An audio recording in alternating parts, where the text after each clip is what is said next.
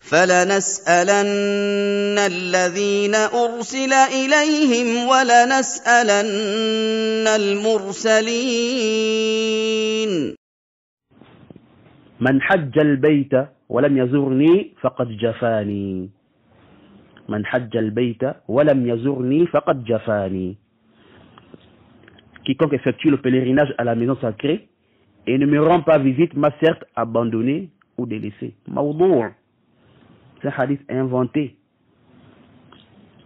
Et aussi, man hajja fazara qabri ba'da mawti kana kaman zarani fi hayati. Quiconque effectue le pèlerinage et visite ma tombe après ma mort est comme celui qui m'a visité de mon vivant. Mawdou', inventé. Ouais, c'est un hadith inventé. Et aussi, man salla fi masjidi arba'ina salah, la yafutuhu salah, kutibat lahu bara'atun minan nar, wa najatun minal azab, wa bari'a minan nifaq. Donc voilà certains hadiths des pèlerins.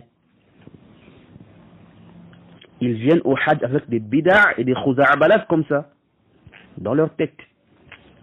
Mais beaucoup sont ignorants. Hein? Les gens de la masse.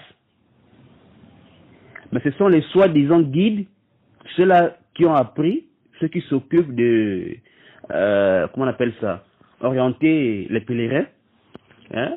Ce sont eux qui leur enseignent des choses comme ça. Les pauvres, dans leur programme, ils doivent forcément visiter la tombe du prophète. Ils doivent forcément faire 40 prières à la mosquée du prophète. Ils doivent forcément faire quoi? 40 prières à la mosquée du prophète. Pourquoi? Car on leur a dit quoi? Que le prophète a dit, celui qui prie 40 prières dans ma mosquée, il ne rate aucune prière, sera sauvé du feu et du châtiment. Et sera sauvé de l'hypocrisie. Voyez-vous.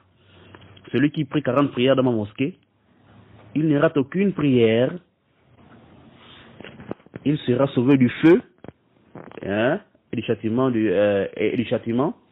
et sera sauvé aussi de l'hypocrisie. Vous voyez, les pauvres.